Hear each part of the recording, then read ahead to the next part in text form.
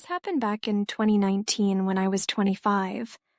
I had just started taking my health seriously and began going to a gym that stayed open late, close to where I lived in Tempe, Arizona. I'd usually go around 9 or 9:30 p.m., and by the time I was done, the place would be nearly empty, which I didn't mind.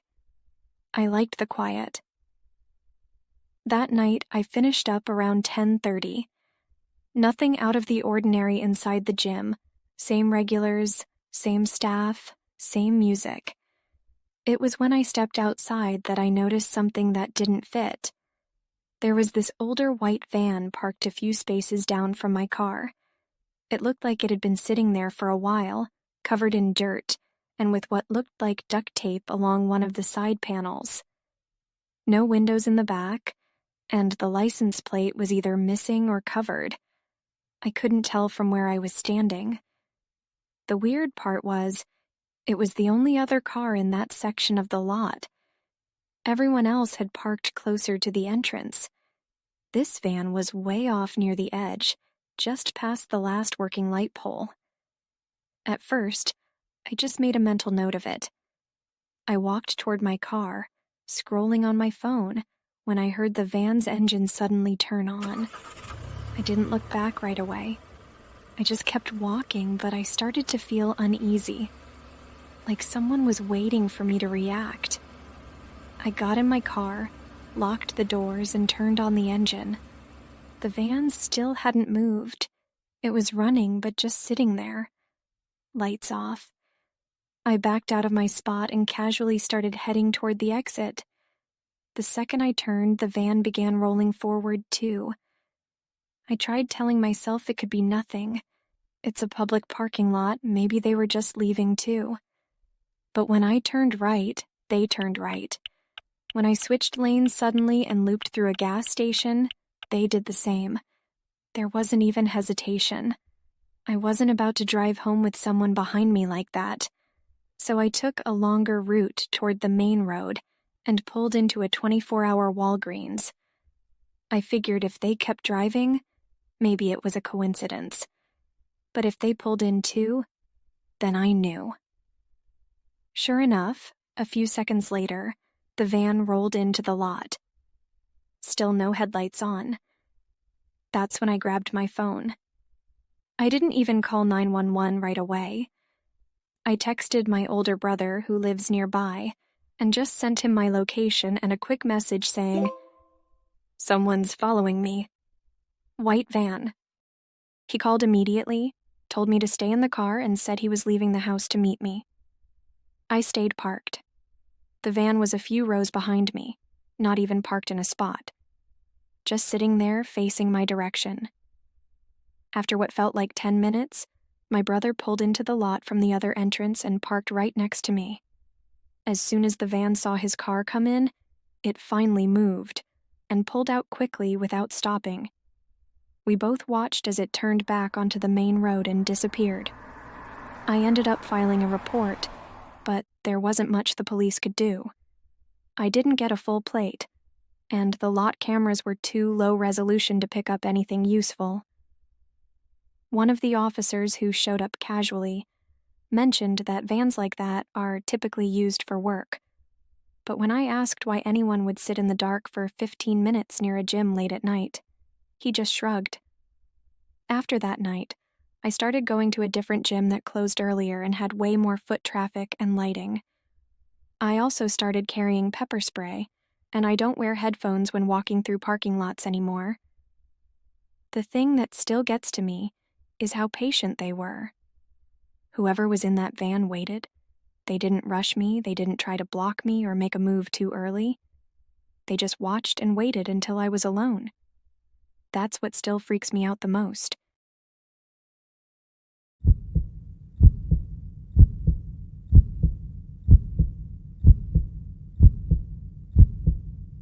My name is Emily, and I was trying to make some extra money at the time. I had a part-time job that barely covered my rent, and I was constantly checking Craigslist and local Facebook groups for side gigs, babysitting, yard work, house cleaning, whatever. That's how I came across the pet sitting job. A couple posted that they were going out of town for 4 days and needed someone to feed their dog twice a day and hang around the house a bit so it didn't feel empty. They said the dog was low maintenance and friendly, a 6-year-old golden retriever named Max. They offered $300, paid in cash. I messaged them right away. They responded pretty quickly, said they'd already gotten a few messages but liked that I had experience with dogs. The communication was friendly but brief. They didn't ask for references, which I thought was a little weird. But I needed the money, so I didn't question it too hard. They told me the key would be under the doormat and gave me the address. It was in a quiet neighborhood just outside the city. Mostly one-story houses, wide driveways, no sidewalks. They said they'd already left for their trip, but to go ahead and check in on Max around 6 p.m. that day. I pulled up around 5:50. It was just starting to get dark. The first thing I noticed was how plain the house looked. No car in the driveway, no porch light on. The windows were closed and the blinds were down. I figured maybe they were just minimalists or hadn't wanted to draw attention to the fact that they were out of town. When I got to the front door, I lifted the mat and didn't see any key. Before I could even think about what to do next, I tried the doorknob out of habit. It was unlocked. That stopped me for a second. I reread the last message they sent me. It definitely said the key would be under the mat, not that the door would be left open. I sent a quick text. "Hey, just got here. Door's unlocked. No key under the mat. All good?" No response. I stood there for another minute, debating whether I should just leave. But then I told myself they probably forgot to lock it when they left. I pushed the door open and stepped inside. Right away, something felt off. There was furniture, a couch, a coffee table, a small shelf, but it didn't look lived in. There were no photos on the walls, no clutter, no smell of dog or food. Just nothing. I called out, "Max?" No sound. No nails clicking on the floor. No barking. No leash. No dog bowls. No pet hair on the rug. Nothing that would make you believe a dog lived there. I walked slowly into the living room. Everything felt staged, like the furniture had been placed just to make it look like someone lived there, but no one actually did. That's when I heard it. A soft creak from upstairs. Not a loud bang, not stomping, just one creak, like someone shifting their weight on an old floorboard. I froze. There weren't supposed to be people there. They'd told me they were already out of town, and there definitely wasn't supposed to be anyone upstairs. I didn't say anything. I didn't investigate. I didn't wait to see what happened next. I turned around and walked straight out of the house, got in my car, locked the doors, and drove 2 blocks down before pulling over to send another message. "Hey, I just left. Thought someone was upstairs? Let me know if I should come back later." Still no reply. The next morning, I checked again. No response. I tried calling. It rang twice, then went to voicemail. The Facebook post they'd made was gone too.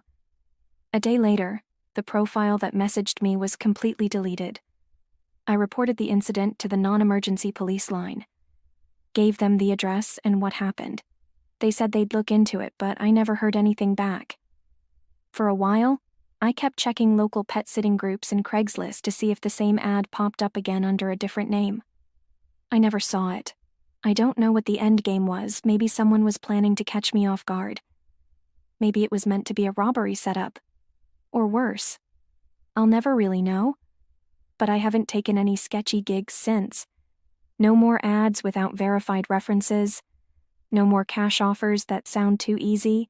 And no more houses I haven't met the owner of in person.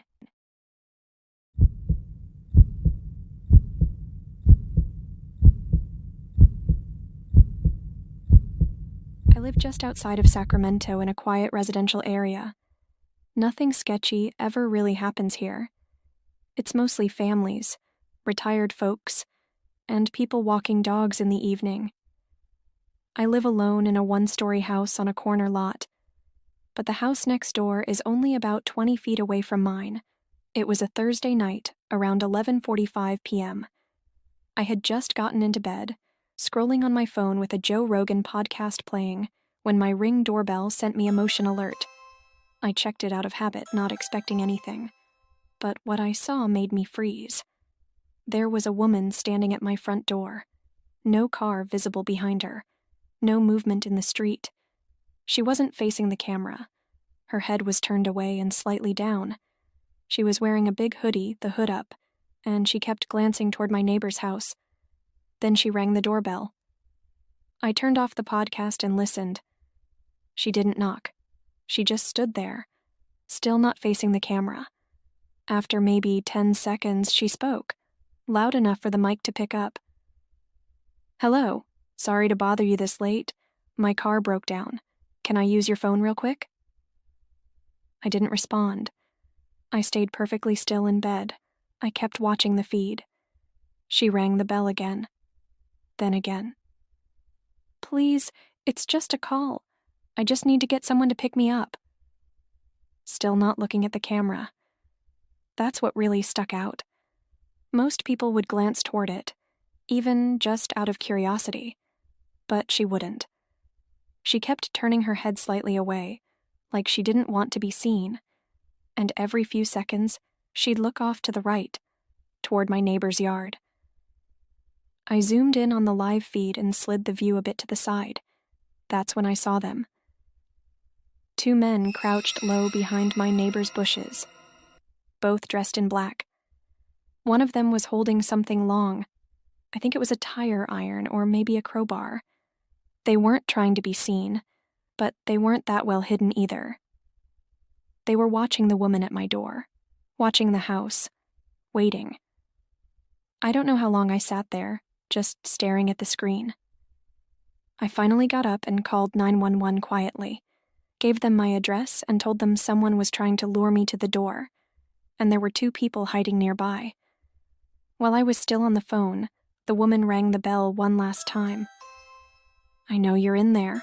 I saw the lights. I just need a phone. It's not a big deal." Then she turned, not fully, but enough, and walked off down my driveway. The two men disappeared behind the neighbor's fence seconds later.